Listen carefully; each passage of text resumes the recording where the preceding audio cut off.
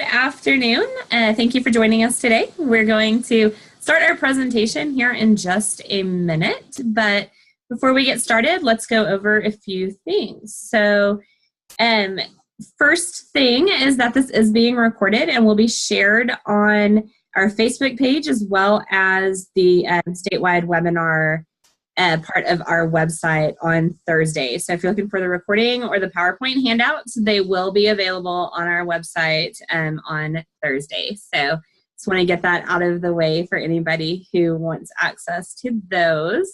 And then also we have our chat box, which you've seen us interacting in so far.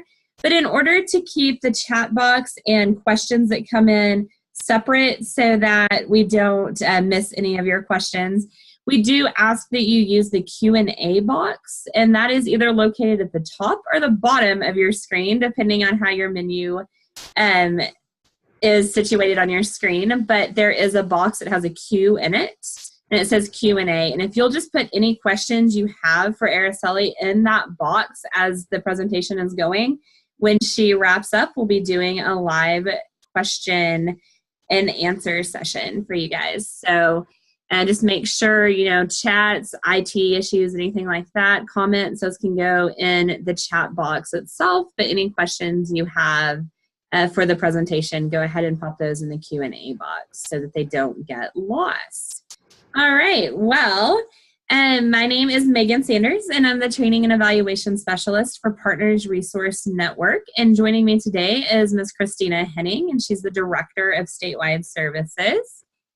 Partners Resource Network is the nonprofit agency that operates the statewide networks of parent training and information centers. So you may know us in your area as the PATH Project, the PIN Project, or the TEAM Project.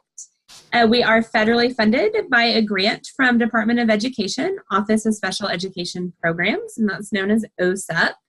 We provide training and education, information, referrals, technical assistance, and emotional support for parents of children with disabilities birth to 26 years. So that is who we are and what we do. Now on to our presenter for today. This is Aracely Olmeda, and I will introduce her and let her get started. So Aracely is a certified rehabilitation counselor and is the education and training coordinator for Texas Children's Health Plan. Previously, Aracely worked as a transitional counselor for Texas Workforce Commission, which included attending transition ARD meetings. Aracely is a native Californian, and she graduated from San Diego State University. She and her husband, Joe, who is a native Texan, by the way, enjoy their 2 dogs and their newlywed life. So, Aracely, if you are ready, I'll go ahead and let you get started. Okay, well, hello. Good afternoon, everyone. I am just so excited to talk about my favorite thing in the world, transition. So when I first was asked for this opportunity, it was because, I never really got to share, my story, and people just always want to know, what does that transition look like, or they always want to know what specifically it looks like for someone that has a disability to go through transition. So a lot of my presentation will be based upon my own transition experience and then what I've seen, and then some resources out in Texas. Next slide. So our learning objectives are what we're going to learn in the presentation today is coordinating services with Texas Workforce Commission, as we know at TWC. And then we'll talk about my personal testimony about life after high school, and what happened and how did I get from point A to point B, because there's a lot of in between on that part. And then really my big focus is really talking about self-advocacy, and it's starting about knowing yourself and your own identity. And then another part is talking about identifying different supports for employment and differentiating different college programs for people with disabilities, and learn how to succeed in college setting with setting up your own accommodations. So that's a big part of that process when you move from high school into college, is setting up your own accommodations, and what does that look like. Next slide. So now I'm going to stand a little bit longer on this slide. So instead of saying a little about me, it should be pretty much my whole story. So I was born in California actually, I was born technically in Hollywood, so I think that kind of makes me a little bit of a celebrity. I don't know. I always get excited because I get to say I was born in Hollywood.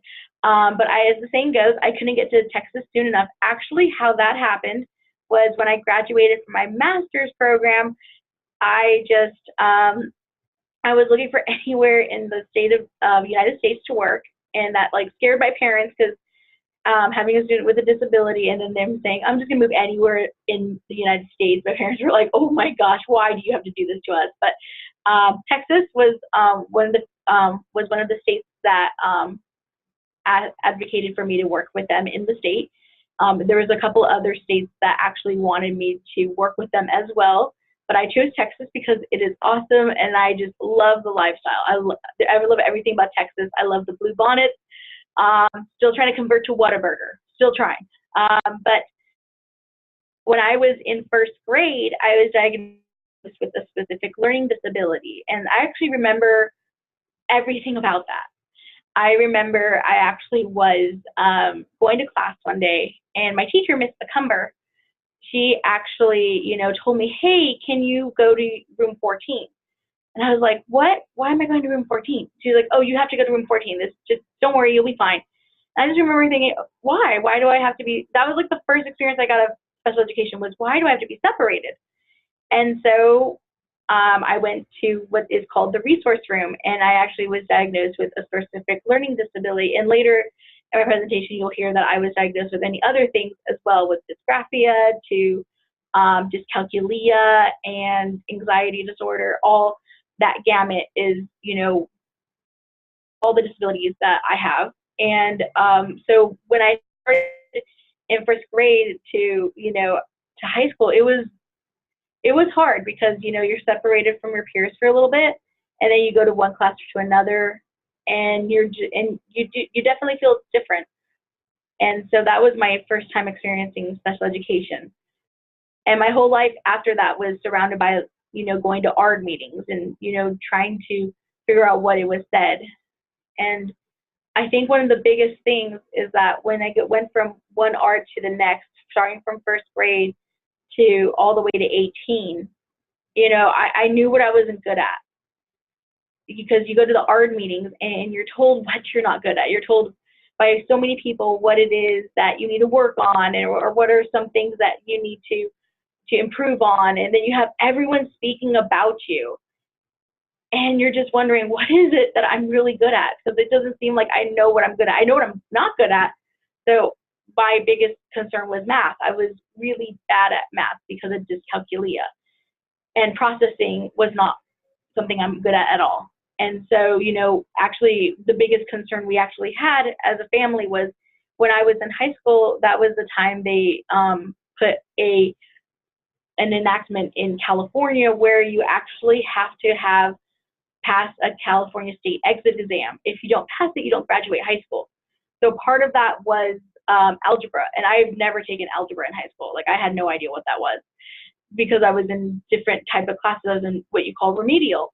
And so, my parents really worked really hard to try to hire the best tutors, and, me and my own personality, I tried getting more tutoring as well at school. And it just, I actually failed the California exit exam like about 6 times before I actually got to pass. It took a while for me to pass, and it was just disheartening to go through that. And, my biggest dream was to go to college. That was my dream.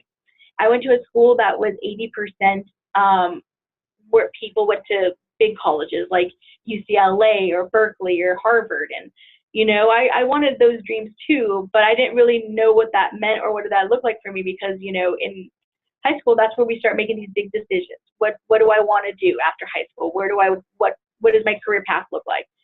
And actually, it changed for me.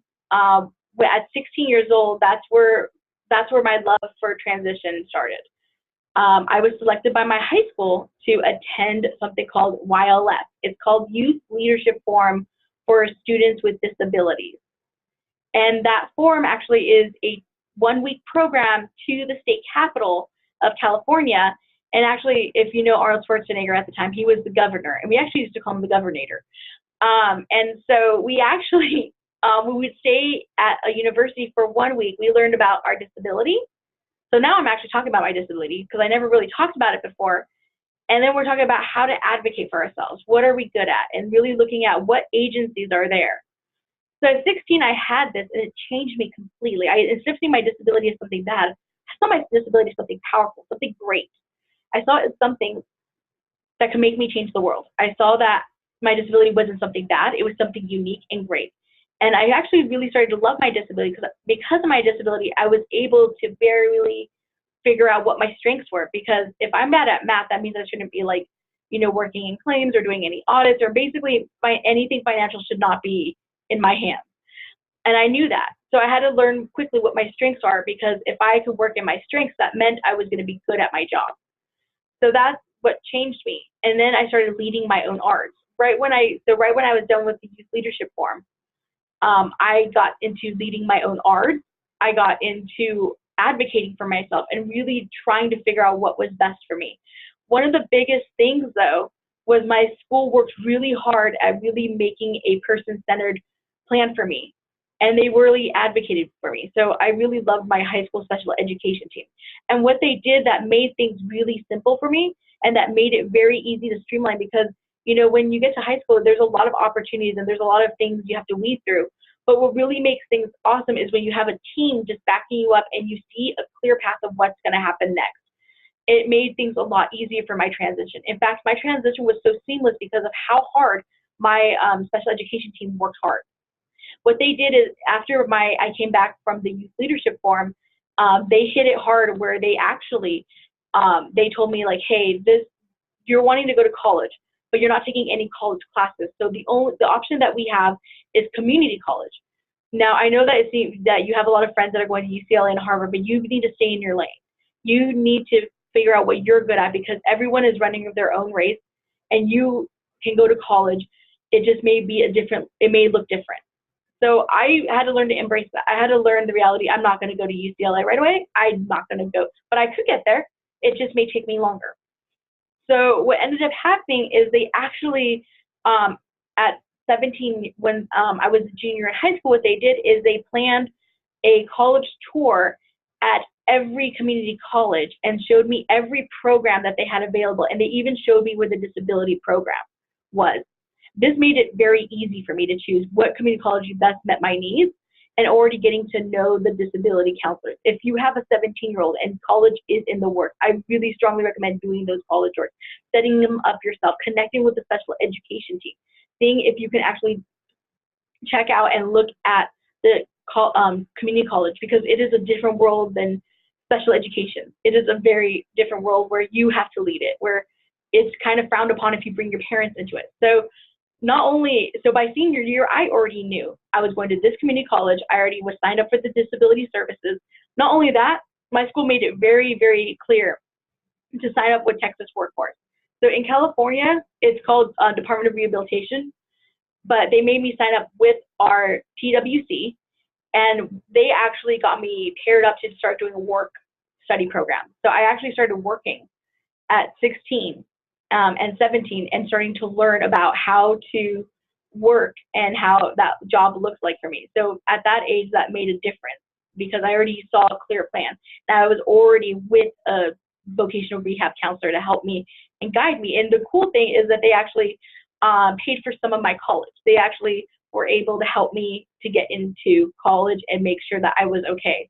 So basically, if you saw it, at 18, I already had a TWC counselor. I was already enrolled with college and going to start getting a new disability specialist counselor.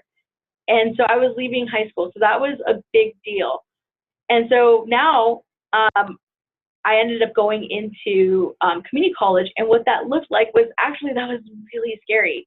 I had to take an assessment to see where I fit into the coursework. And I scored really low. And so I had to take a lot of more preparatory work that didn't count for college courses.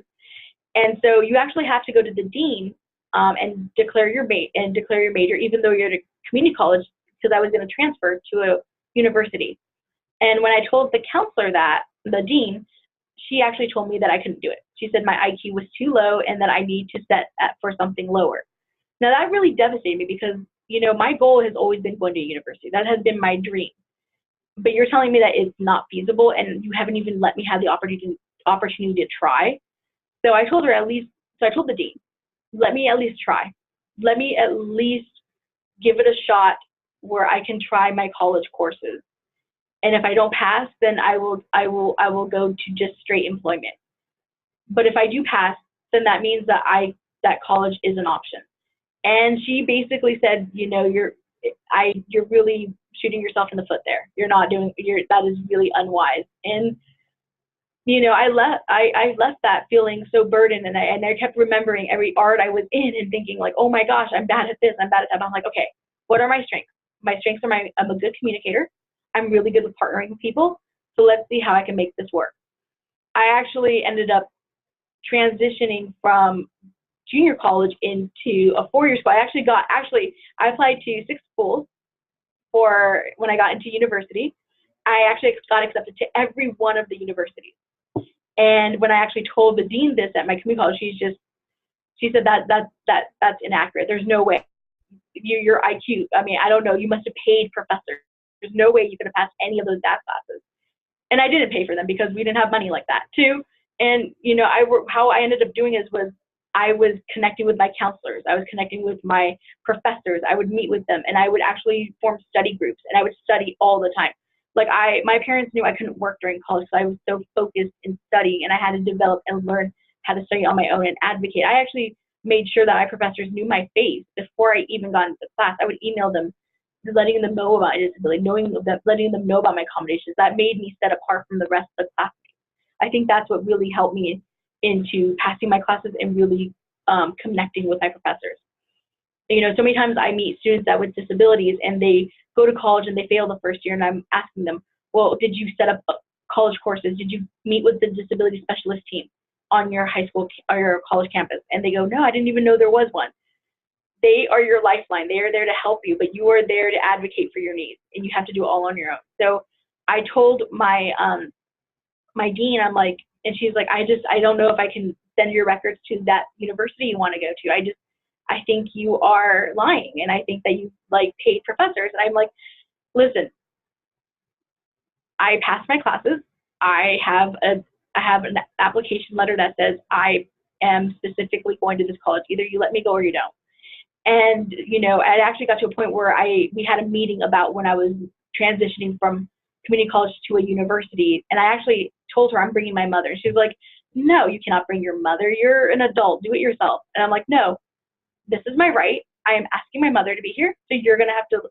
Yeah, I actually got a little more intense as I got into college. So my mother came, and my mom, I've never seen my mom just cry and get angry and at someone, because my mom is super sweet.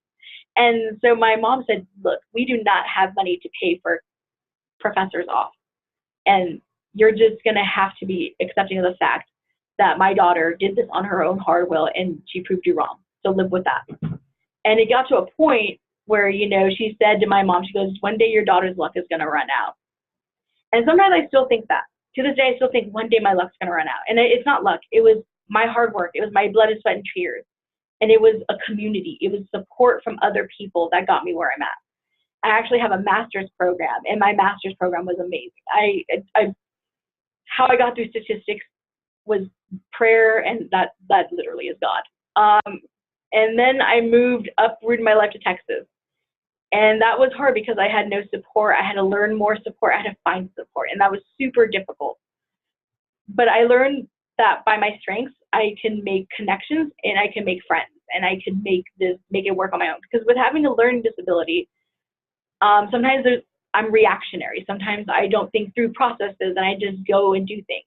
So that was a lot of moments with my mom calling her in the middle of the night, be like, oh my gosh, I think I might light my apartment on fire because I overcooked the chicken, And so a lot of it is trial and error. And I had to learn that to be patient with myself. One of my favorite quotes is, life is a journey and not a destination. And so sometimes I look at other people and I'm like, oh my God, they're so far ahead of me. Oh my God. And I'm not where they need to be. And that's not the case, actually. The case is that, I had people support me, and I'm at where I need to be. And it's a journey. And I have to go through trial and error to do things. And that's how, the transition process is. It is trial and error. It's starting to advocate for yourself. The first move was me actually leading my own ARDs. And my favorite picture is me and my grandma. Like, that's one of my happiest days. Like, I know my wedding day should be the happiest, but this one is my happiest because if people knew how hard I worked to get into college, all of the no's, all the people telling you you're not enough or your IQ is your identity, then people would know that that degree is my life and it means everything to me. Next slide. So how did I get from here to there? So my big thing is I started leading my own ARD, and I had a team that created person-centered planning. I had a team that knew what I wanted to do in life, and how did they person-center that? They had me go on tours to colleges, and by doing that with your student or really connecting with them and just asking them, making it to them. I think the thing about person-centered planning that I've seen is that so many people say no. They're like, oh, they'll never do that. Oh, they can do that. It just may look a little different, or the journey may be different. It's just we have to be open to whatever that person wants. And you have to identify the right support. That was a long process for me. Because when you're so used to our processes, you have so many people speaking about what you can improve on. So your whole thought training goes into, oh my gosh, I need to invite everyone into my life. But in reality, there needs to be healthy boundaries. So I had to really look at what's safe and what's healthy and who's really speaking into my life, who really is an appropriate person. So that's a big thing of identifying good support. Identifying good support is someone that's healthy, someone that you can trust, or someone that really has your best intentions. One of the other things is touring colleges early. I know I said I did it at 16, but I would really recommend every parent to start that process as early as 12, just to get an idea and just jog your students' memory. So many students I used to meet in Texas workforce, they would get to me by 19 and I would ask them, what do you want to do? And they were like, they would come with me with a blank stare, or they would say something like, oh, I want to be an astronaut. And I'm like, okay, well, how do we make this happen? What about being an astronaut do you love? And they couldn't answer, so we had to break down those dreams. What is it about being an astronaut? What is it about college that you love? And it may look different, so I always give the reality of it may look different. I also think that when you tour those colleges, you got to really set up that support and go to the disability services. You know, one of my favorite moments, and my dad used to do this with, oh my gosh, I love my dad. I'm probably going to literally cry because I just love my dad so much. But he's probably my right-hand man when it came to my disability advocacy.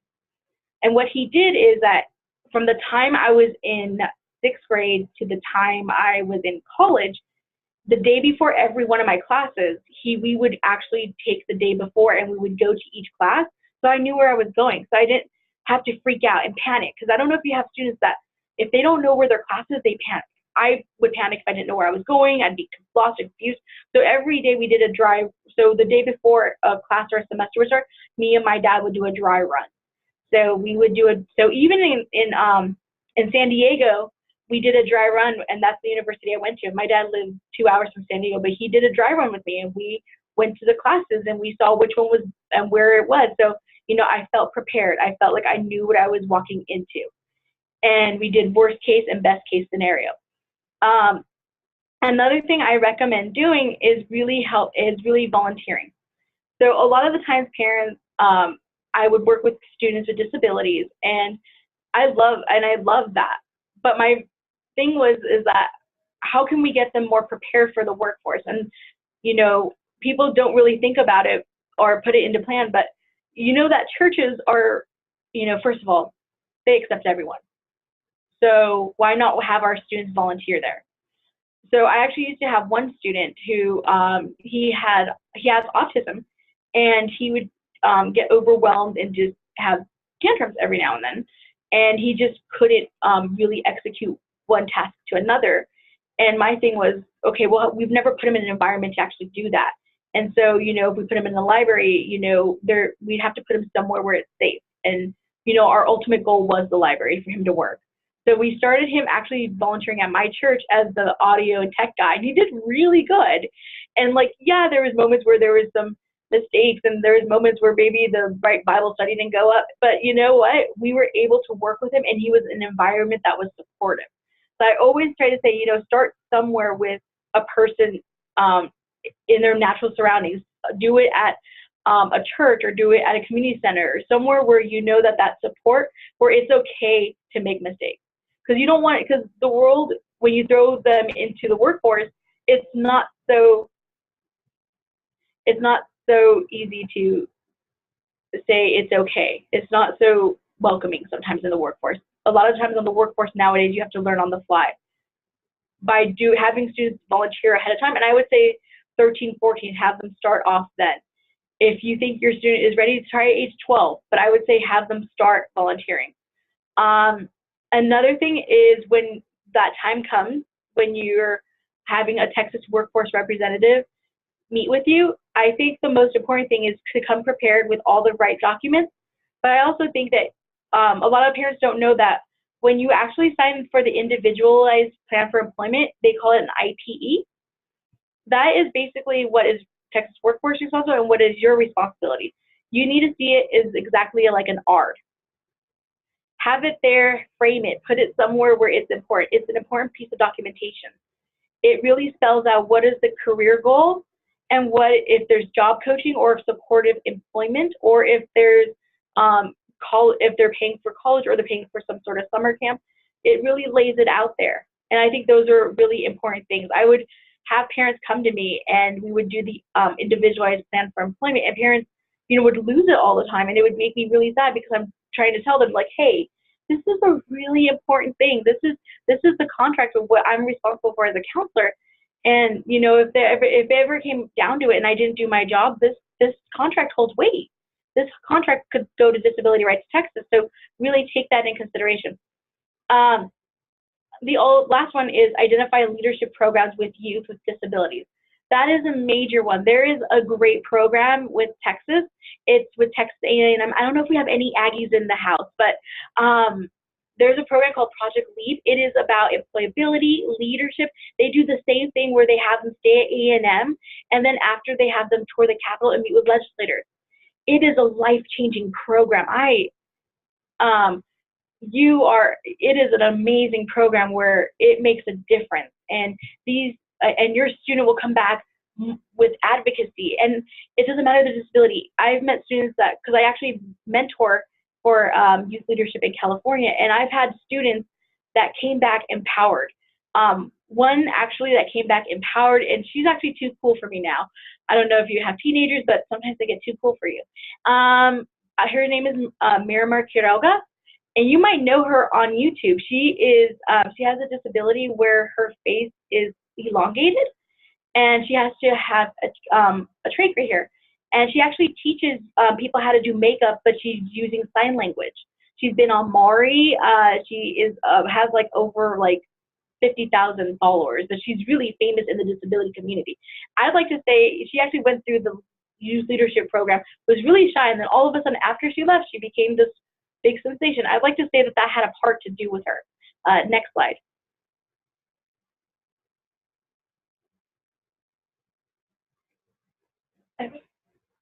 Okay, so I really believe support is a big deal when you have it takes a support group, it takes a tribe to raise a student with a disability, or any person for that matter. So here's what I learned. Self-determination is about owning and creating your own decisions. It's okay if you make mistakes. It's okay if it looks different from everyone else, but know the reason why and know how to get there. At least lay out a plan and do that. I've worked with students where they do person-centered plans, and they actually have them in their room. So every time the student wakes up, they know what they're waking up to and what the goal is and what it takes to get there. So really advocating our students believing in themselves. And then really, so one of the things I've noticed is whenever I talk to students with disabilities, sometimes I'm noticing they don't know their strengths. They don't know what they're good at. That's going to set you apart. That's actually going to make it easy. Once you know your strengths, you can do anything. You can do what you're called to do, because everyone's created for a purpose. So once you identify those strengths and what you're good at, you can put those skills to work. I don't know how many times I've had students go to a job and I placed them, and I didn't really know their strengths as a counselor. So I would place them there because they didn't know their strengths.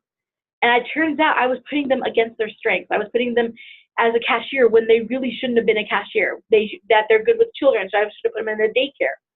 So those are things we need to do. We need to really have these conversations with our students about what their strengths are and have our students remember them and to know them. So when they're up for an interview, when they're talking to the professors, when they're out in college, when they're their majors, when they're picking their career, they know what they're good at and they can identify them.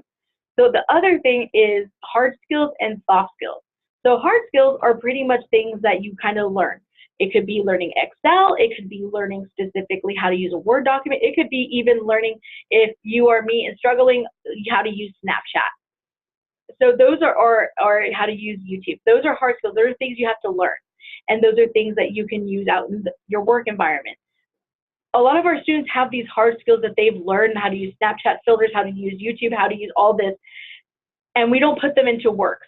We don't put them into hard skills. How do we make this a career? How do we make this look like a job? And then the other thing is soft skills. So many times in the disability community, we don't really talk about like, hey, there's boundaries, there's safe spaces, maybe standing 2 feet like in my face is not a good idea. So soft skills is a big deal. So actually, where I work, we have something called Project Search, where we have students with disabilities, and they intern with us for a year, and they learn those soft skills, and they also acquire hard skills. So, you know, a lot of my interns, you know, they had a difficulty when I had my door closed. They would walk in and be like, "Hey, what's up?" And I'm like, "My door's closed." Hey, that's a boundary. So having and instilling these soft skills and explaining what those are and really catching them early on, because remember, our main goal is either independent living, employment, or college, either one of those. And the big thing, I think as early as you can get it done, get it done. Honestly, it made a difference. You know, finding and researching your skill set. When you find and research a skill set, there are so many ways that you can find a skill and you can make it, and you actually know what it is you want to do. So finding and researching a skill set, I will show you how to do that, because once you get that down, oh my goodness, the world will open. And mentors, and this does not mean parents. One of the things I recommend whenever I meet with students, I always tell them, you can never ask your parent, ask them later, but I want you to identify 3 people. It could be a teacher, pastor, your closest friend, and I want you to write down what they say you're good at and what they see you doing for the rest of your life. You know, my best friend told me that she saw me as a counselor. All my teachers said they saw me helping people with disabilities because of my passion for it and because I went through it. Those words, they had weight, and a lot of times our students don't know what other people think, and having people that are good to our students speak into them and tell them their strengths, it makes them really jog. It really makes them open their eyes to what their skill set is and what their strengths are. So I really think that I've had a lot of mentors. I know Easter Seals used to have a mentor program in the Harris area, I think in Fort Bend still. So I would say contacting your local agencies about what types of mentors they have, even people from church, if there is one. It could be someone who is older, a good listener, and someone who will respect and look up to. Someone who has the same career you would like. And if your student has no opportunity for a mentor, I always believe that there's people outside our circle who we look up to, but we're kind of afraid to talk to. I would say approach them. I've noticed that people love giving advice. It's just finding the right people that will give the advice. Next slide. So here are some other things. When we have transition students, we need to have certain conversations. They may be uncomfortable, they may be awkward, but here are the conversations that need to take place before high school or even leading into when they leave high school. Housing and independent living and chores. My parents, oh my goodness, that was the one thing that if we had transitioned me better, that's the one advice. We should have done a little bit more chores for me. I know what kid's gonna ask for more chores, but you know, my parents, you know, my mom was so awesome, and my mom just, I think she felt for me with having a disability and just struggling with a lot of other tasks, that I think my mom did a lot of tasks for me. And so I was a messy kid, a very messy, unorganized. Oh my goodness, unorganized. I was so unorganized. Like, if you look at my backpack, crumbled papers. It took me a lifelong of hard lessons to get out of that. And I wish I would have been more adamant about doing that earlier. So if we could have worked, let me give you an example. So the minute I was dropped off at college in my dorm, I had no idea how to do laundry. I had to ask people. And thank God I had good friends that led me the right way. Independent living, you know, that was conversations I had with my parents. Like, where do you see me after? Do you want me to live with you for the rest of your life? And my parents talked about it. They would like to see me in a condo or a house or something of that nature. And that was something that I knew that there was their wishes. I wasn't, you know, going to live with them till I was 100. And, you know, that's something I learned, or what happens after, I leave the house. Am I still able to have those boundaries? And then another one that I always see parents get kind of squirming on is healthy boundaries and relationships. So I know my uncle has a developmental disability. He means the world to me. And one of my big things is he actually, his dream is to get married. And, you know, I really believe one day maybe he'll get married. But that's a conversation we all have, that, you know, if he wants to get married, that's why there's no guardianship on him, is because, you know, if he wants to get married, then that's his right. So, you know, have those conversations with your children. Find out if marriage is something they want. Do they want relationships? And once you find out, yes, their marriage is something they dream about, is a wish they have, then really set the boundaries of telling them what is a healthy partner. I can't tell you how many times I've worked with students and they were in such horrible relationships, or they're, because no one had the chat with them about what is a healthy boyfriend and girlfriend, or they were just trying to go with any person because, you know, their end goal is marriage, but they don't really know what that looks like. There's a lot of resources out there about healthy boundaries and relationships for people with disabilities. And then financial, how to budget, or and conservators or payees if that person's receiving SSI. It's always a big deal. And then decision making after high school. What I mean by that specifically is what happened, who's going to make the decisions for me. So when I left high school to college, you know, I had to make all my decisions. But I did have my mom there as a backup to look at my grades and to put her as on the disability services as someone that can go to my meetings if I wanted her to. So who's going to make those decisions? So having that conversation, is guardianship necessary? Is there supportive decision making, and what does that look like? And then the big one, I think, that is really needed for our students that are going to go into employment and that are going to head into specifically, college, is disability disclosure. So a lot of our students, one of the strengths they could have is knowing their disability and knowing what it is, not the limitations, but specifically what it is, what supports their needing. So one of my favorite stories I like to share about my disability is, you know, when I actually started working, my dad actually, I was a cashier and that was not a good idea. I was a cashier, and I told you I dyscalculia, so that means I'm probably giving out the wrong amount of change. But I was so freaked out, and I was having anxiety attack after anxiety attack. And my dad and I sat together, and he said, you know what, let's break it down. So my dad actually developed me my own accommodation sheet. He developed me this Excel spreadsheet and printed it out of every type of way for me to handle money. And we have practiced together. And that actually was the way I was able to do well at my job, is by having that Excel spreadsheet. So, you know, really getting to talk about your disability. I talk about it with my employer. I had to tell him, like, hey, in order for me to be effective at my job, I need this Excel spreadsheet to show me how to count change back. Because we didn't have like a cash register. It wasn't one of those fancy ones.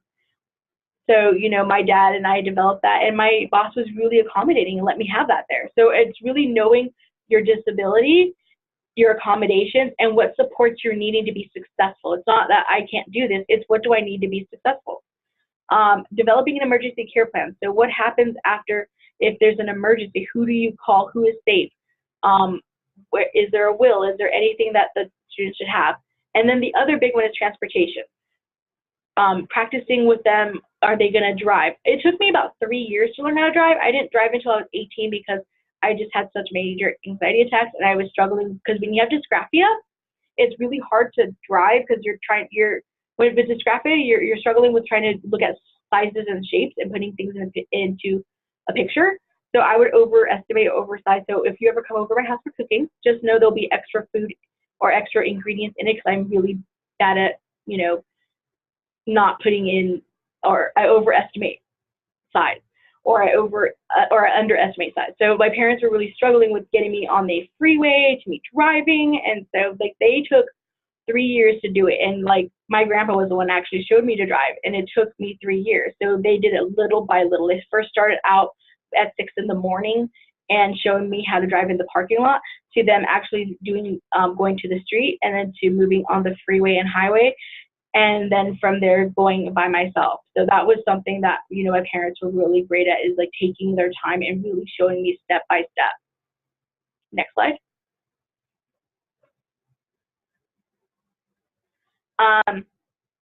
So here are the things for Texas Workforce Commission. So their big thing is, so if you want to think about Texas Workforce Commission, their main job is to get people with disability jobs. Their thing is competitive employment.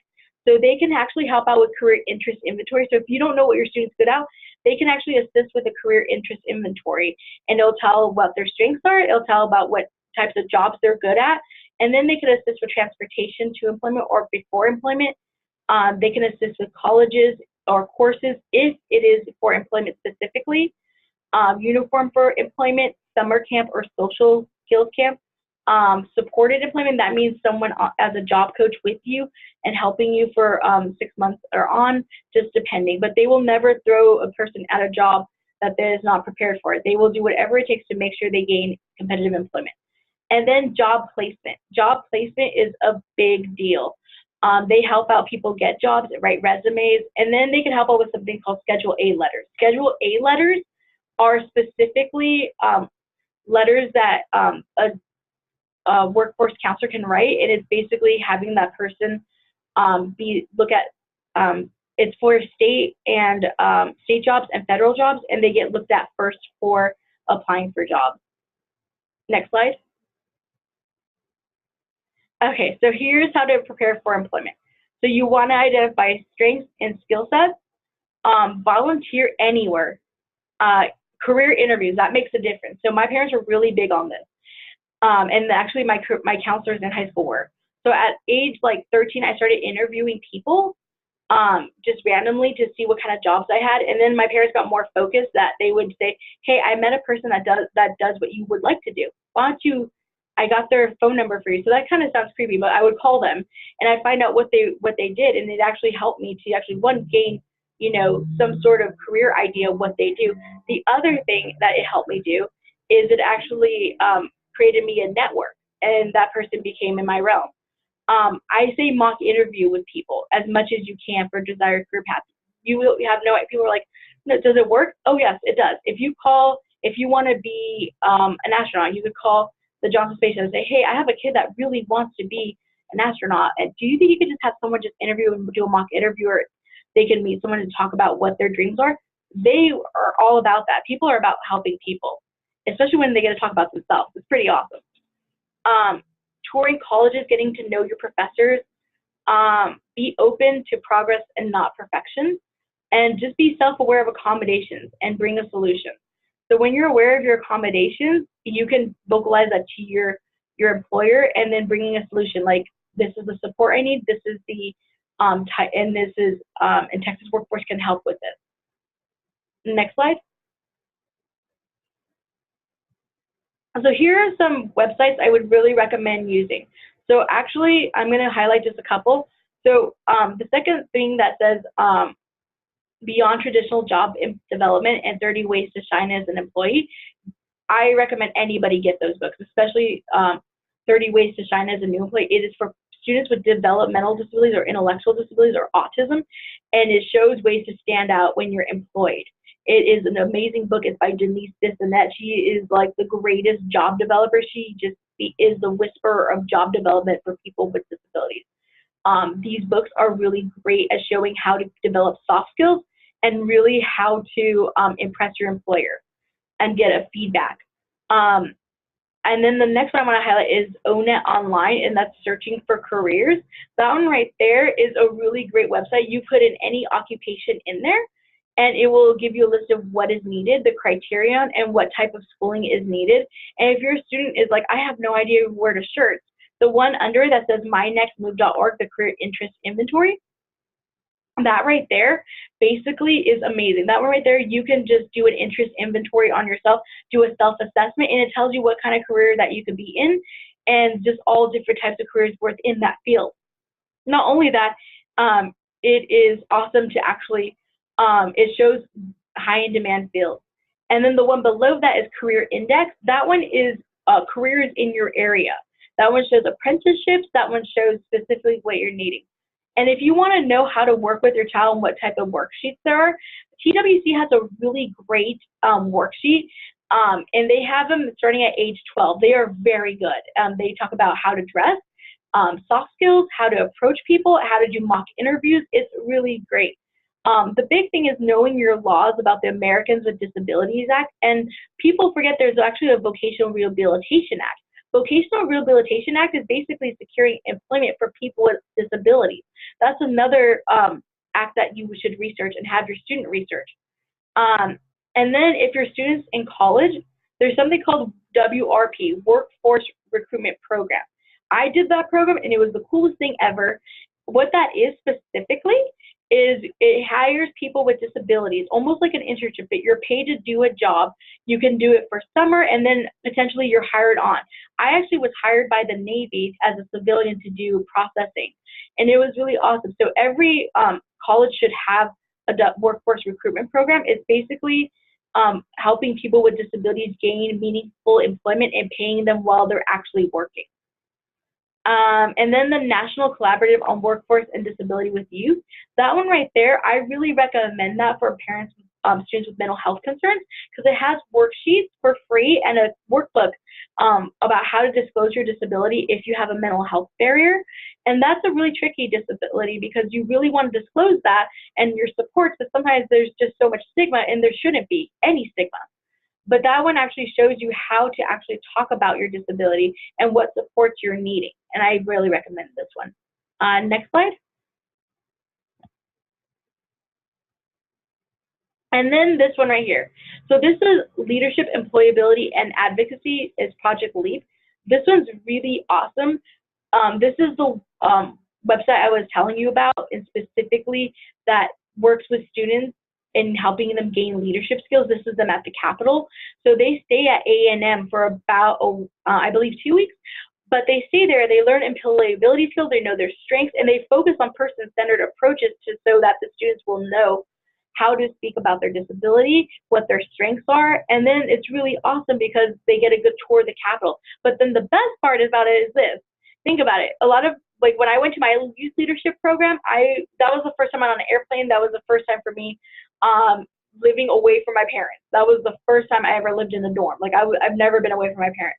But that could be the opportunity for some of these students here that this is their first time away and they get to test those independent living skills. They get to see what it's like to be on their own, and they have the right supports with them. Next slide.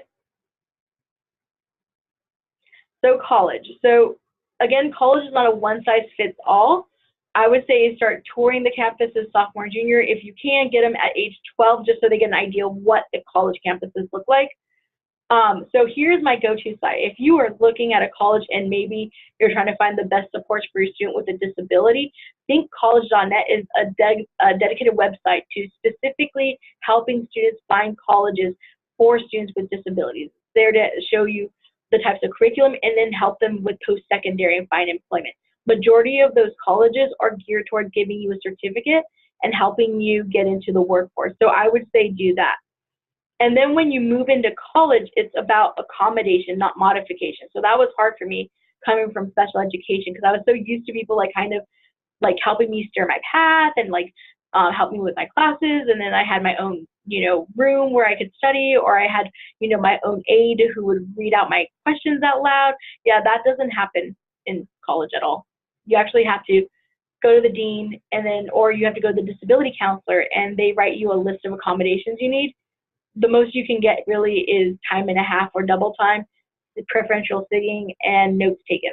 That's pretty much those. So that was hard for me when I was given so many modifications in my curriculum to move into accommodations. That was tough. So I would say really having that conversation with an accommodation versus a modification, and then practicing what does that look like. And then once you're accepted, do a dry run of the campus. Look at the campus and just show where the classes are, to where the DSPS office is, where the financial office is. You have no idea how many times I was struggling as a student just knowing where was my place. Even in a community college that was so small, I had no idea what I was doing. So having my dad bail me out the day before, showing me where every class was and actually where every building and what it meant, it made me really successful. And then really utilize the Disability Service Center and if they have assistive technology. A lot of our students don't know what assistive technology is, and they really, really are helpful. Like they have things like Kurzweil, and it reads back what you're writing, and it actually, or there's certain technologies out there that can read it out loud to you. And they have these assistive technology departments. Really utilize them. And then the biggest thing is that students will take the lead in their academics. So that was hard because my mom was used to sitting in ARDs and helping me, but now I had to take the lead. Now I had to pick my classes. And, you know, that was something my parents had to really work with me on. And that was something my high school counselor had to really focus on and say, hey, it is your decision now. So here's how I feel. I personally think I made it out of college like a bandit. I set up my accommodations early. Most people set up their accommodations literally the day after school starts. No, you need to set your accommodations up during the summer. Once you already got accepted, the next day I would say call the Disability Service Center, set up those accommodations, meet with that college counselor, already have your ARD paperwork in order and already have a person-centered plan in place. I would email once I selected my classes, I would look at the professor name and then I would email them. So I usually email my professors 2 weeks before classes started because all the people that needed accommodations and talk to them would talk to them during the class time or after class, and then that professor just wants to leave. So I would email them a week before I set up office hours, and I actually would make it I made it my personal determination to meet with every professor, and I utilized those college hours or the office hours. Every math teacher I had, I was in their office hours every office hour period. Seriously, they couldn't turn me away. I thought if they could see my face, if they knew my face, they couldn't fail me because they would see how hard I tried. And I went to every office hour. It's a little harder to give a C- to a person that's been in your office hours and showing improvement than a person that's never showed up to class. Next slide. Okay, so now we're going to go into specifically different types of post-secondary programs. So I might just run through briefly because of time permits, but this is called PATS. This is a really great program for students with disabilities.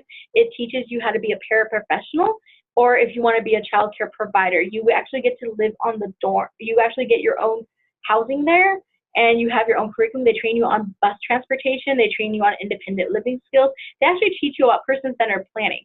So this is a really great program for students. I actually sent one of my students here from that when I was a counselor. I sent my student here, and he did really well. He actually wanted to be a paraprofessional, and we actually got him through the program, and he did very well for himself. Next slide. And then this is Life Path at Tomball. So this one is geared more towards career readiness, and this one is geared towards you could potentially earn college credit. You can't live on the campus here specifically, but it's about the academic world and building personal relationships. And it's a really great program, and you can build into college courses with this one. Next slide.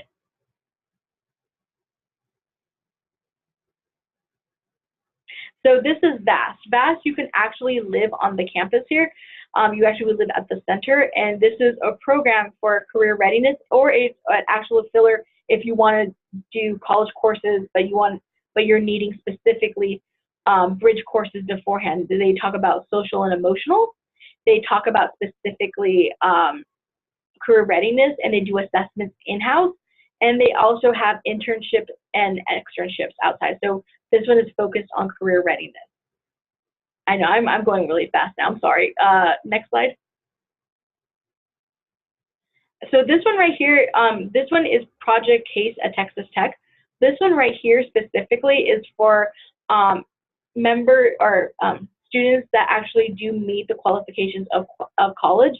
It's specifically geared towards people with autism, and they actually have their own case manager that is working with them, and they actually put them in the dorms together, and they basically help them with setting up a career path and starting on the process of having a regimen in college and building social skills, and then making sure that after college they will leave with a job. So they're developing skills and towards their academic degree. And then next slide. So this is something, okay, so this is what I wanted to hone in on. So every time we work with people, I believe having a one-page person-centered description is definitely needed. It's basically talking about what people admire about you, what is important to you, and what characteristics need to be there. So this right here, I would say having that for your child and then developing them for that.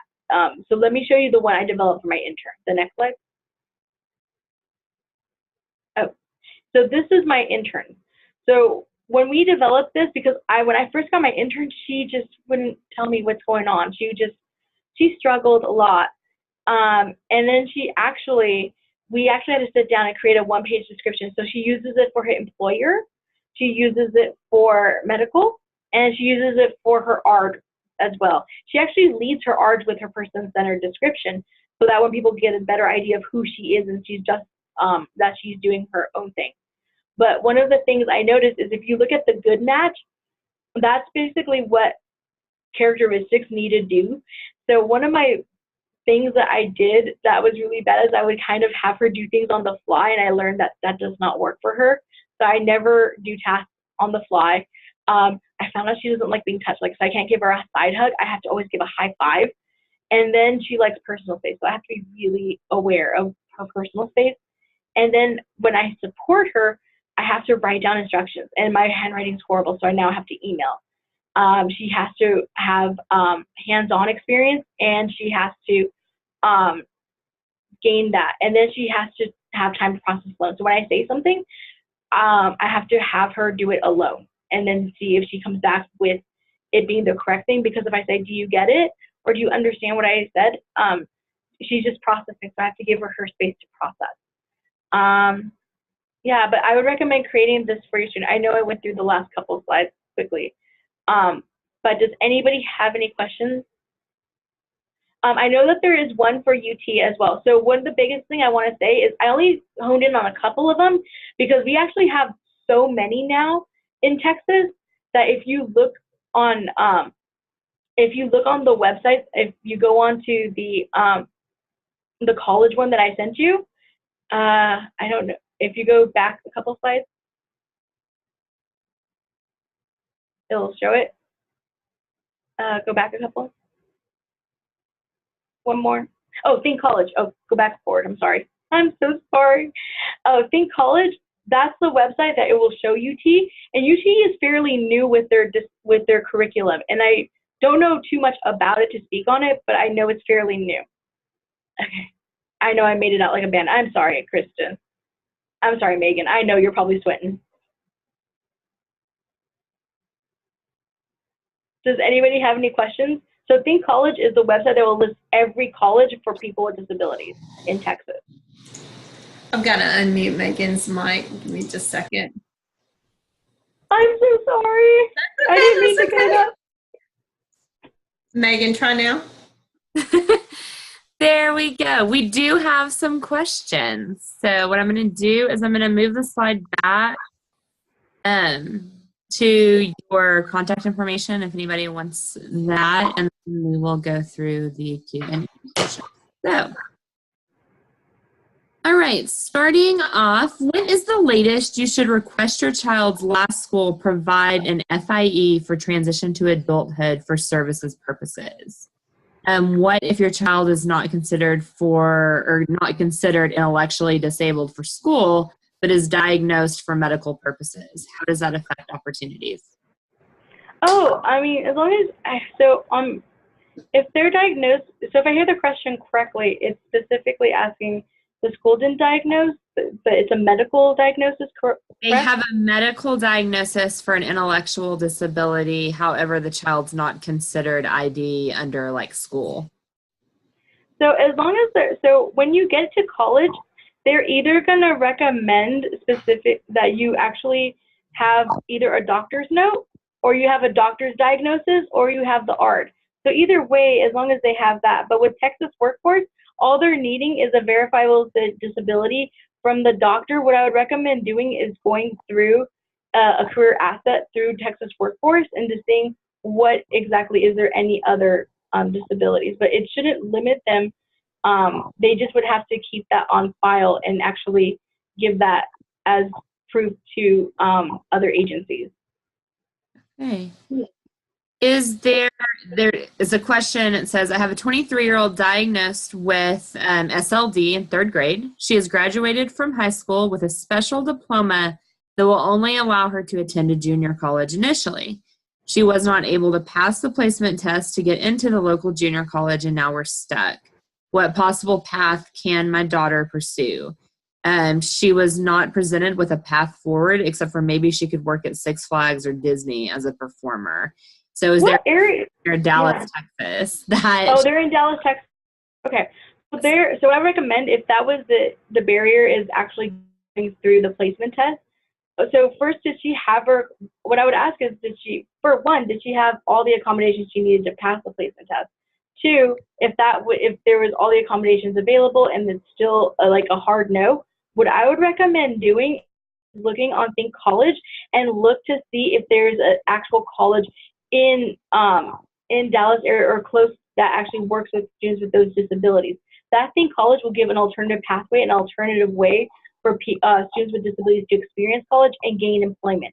So I definitely think that's a really good one. Another thing is go to Texas Workforce and to see if you can get a career assessment. And then also I would recommend looking at Career Index to see if there's any apprenticeships. What are her strengths? What is she good at? Because possibly, college is a little one size fits all. It's just finding what you're good at and try to put that into a career. So maybe it might be some sort of apprenticeship or learning a job skill, because it seems like you're frustrated with it just being Six Flags or something of that nature. But I think really trying to connect with Think College and trying to find the right college in your area, that's an alternative to just junior college, but it also is usually held at junior colleges, and trying to get some sort of certification through that. All right. And then also a follow-up comment from that mom, and she just says that she loves you in this presentation. So I wanted to share. Oh, thank you. All right. What would you recommend for an 18-year-old diagnosed with cerebral palsy and severe intellectual disabilities? She requires a wheelchair with assistance for all ambulation and transfers. She also requires assistance with all ADL care. Not sure if college or employment is an option for her, but she will graduate from high school this month.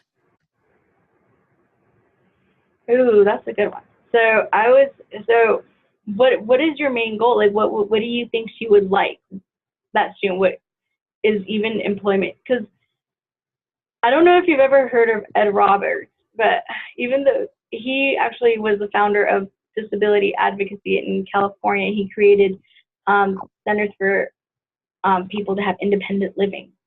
But he has such severe chronic disabilities, but he was able to work with the vocational rehabilitation and getting employment. So if you're thinking she wants a job, I would say really try to see if Texas Workforce will take it on. And there's also supportive employment, but it's specifically geared towards self-employment. So I would say look into that and see if there's any self-employment that possibly that would be potentially great for your daughter. If it's independent living, research those types of places as well. There's a lot out there for people with disabilities, especially no matter how severe they do seem. But I would say I would research supportive self-employment. All right. I am a mom of 2 high school students with disabilities. I agree with the value of college visits, but they can't afford to have unexcused absences, and school is so hard that missing a day can be the difference between passing and failing. A lot of colleges don't have visits in the summer or times when school is out. What would you suggest? I still think that, so I know that the college, that a lot of the courses, they may not be available for you to actually shadow in, but I would believe that even in Texas A&M or even UT or any of those colleges, they can the bigger college, they do these tours over summer. I don't know about junior colleges, but I would try to say connecting with your disability counselor. Actually, I've seen rural areas. My favorite, one of mine, I'll give a shout out to El Campo and to that area. What they do is that special education, they actually tour the college campuses in their surrounding area. So I would recommend connecting with your vocational adjustment coordinator and see if it's something that they can do at your student's high school, if they can tour the colleges at the high school. Excellent. All right. Will you just repeat the name of the Texas A&M program for students with disabilities?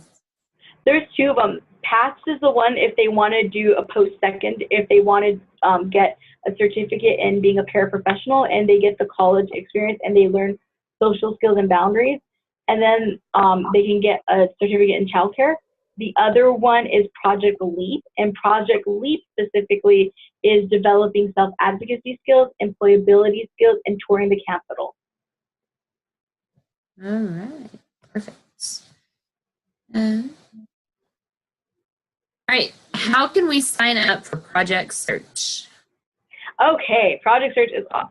So I know if you're in Houston area, there you have the pick right there. But I would say actually going onto the Project Search website, I will, Megan, is there a way I can just send out that information because I didn't put that for Project Search, and they can put it on the website? Yeah, so I would say there's a couple in Dallas. We'll put it on our website with the PowerPoint and stuff. Yeah, so your school would already know if it is available in their district, but I would say connecting with your special education committee and asking them, is there ever going to be in development a Project Search? Because it has to be a partnership with Texas Workforce, and it has to be a partnership with that high school and finding a host site to actually host the internship. So I know that Houston has a lot of them. I know Dallas has a couple, and those are the only ones I know, but I know that Houston has the most Project Search campuses. All right. And you have another comment. Thank you so much for your energy and sharing your experience. You make transition something to look forward to with only great things for youth and families. So thank you. I wanted to share that one with you. And then somebody's asking if there are programs out there for teenagers in middle school to develop skills for life after high school. So does like TWC or another organization provide anything like that? That one, I don't know anything specifically with middle school, but I can research that within my field and see if there's anything. If you personally email me, give me a couple minutes. I'll talk to our lead community resource specialist to see if there is anything. Perfect. All right. Are the services from TWC available for kids in high school or after? In high school and after. That's for both? Yeah, so for TWC, I would say really try to get them in as much as you can during high school, because you're sometimes you might get paired with a transition specialist, and they are amazing. They do such great work, and they really focus on that transition piece and trying to get them and develop soft skills. Once you are out of high school, you're going to just regular vocational rehabilitation, and it's just employability is the main focus. But when you're under high school, when you're in high school, it's mostly focused on how do we train you to get to employability. Whereas once you hit after high school, it's mostly about how do we get you a job. All right. And there was a follow-up to the Project Search, and it just says, FYI, there are Project Search options in Austin as well. So okay. That came in. All right, let's go back. Are all these programs, CASE, VAST, LifePath, et cetera, are they free programs? Not usually. And when you go on Think College, it'll show you the fees, and it'll actually show you the qualifications. I know. So I know for me, as when I used to work for Texas Workforce, I would sometimes pay for them for my students. Sometimes Texas Workforce can assist with that. It's just it needs to lead to employability. All right. Is Texas A&M the only college that has a program like the LEAP program? I haven't heard of any other colleges that have something geared towards LEAP, but I think as of this point, if anybody knows, let me know, but I haven't heard anything that does a youth leadership like Texas A&M. All right. Where can we find a resource or advocate to help with our child who will not be able to work or attend college? I would start for the Centers for Independent Living to see if that's, I'm such a strong proponent for the Centers for Independent Living. There's one in their federal and state funding, and they really do a lot for either showing you your rights and advocating for yourself, and some of them do transition planning. So I think those are your best options too, because it actually shows independent living skills, it shows housing, and they're there to advocate for people with disabilities. All right, excellent. We have a question. Did you experience any problems with time management? If so, how did you learn to improve time management skills? Megan could already talk about it right there. She gave me a deadline of like 1:10 be done. And I was like, I got so in my emotions and everything that I was like, ooh, I have to pass through the important part. Oh my gosh, how bad. So time management is a constant learning. So I really recommend apps, and I really recommend trying out things beforehand. So how I learned time management, honestly, it's still a constant battle. Like, that is so hard for me. But I think that what improved over time was having applications and putting deadlines and assignments, how I do it with my job, because I still work, and you can't say no ever to your boss. So I always ask for firm deadlines, and then I put on my Outlook calendar a fake deadline. So I always put myself fake deadlines.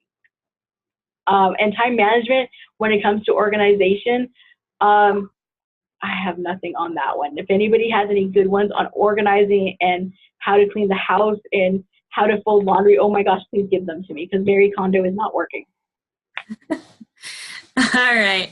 Then there was one last question. It just says, I didn't quite understand the plan. You said parents and youth should keep a copy of and review because it contains the goals for career. So can you just talk about that? Oh, so you mean the person-centered plan? Yes. Okay, so that one right there, I used to have a student that he has autism, and, he just would struggle with trying to figure out what he was good at, and then also what were the right supports. He actually got a job at Goodwill, and he's been able to maintain it for the past 4 years. But we developed with him, before he got to Goodwill, this person-centered plan that showed what to identify his strengths, the supports that are needed at his job, and what types of traits are needed for him to be supported, and what people like about him. By having that and just knowing that, you can use that to give to an employer if needed, to show them what it is you need to be successful on a job, or it's really good to give and talk about during your ARDs, talk about what exactly you're needing. All right. Well, that was the last of the questions, so we just have a couple of additional comments for you. You're a wealth of information. It comes from Margiana. And then Sherry says, thank you so much. Your information is so helpful. Our son is a sophomore, and we are just getting started in this area now. And then thanks for sharing about your personal experience. So, well, thank you guys. You guys have been so awesome, and I really enjoyed doing this. Yeah, and you saw the time management, so I'm sorry about that. No, you're fine. So coming up, just as a reminder for you guys, we have our TEA collaboration webinar over extended school year and ESY services. That is happening on Tuesday, May 21st, so a week from today at 12:15 Central Time English, and then following immediately with a Spanish presentation at 1:15. So get registered for that and make sure you join us for our last webinar before we wrap up for the summer.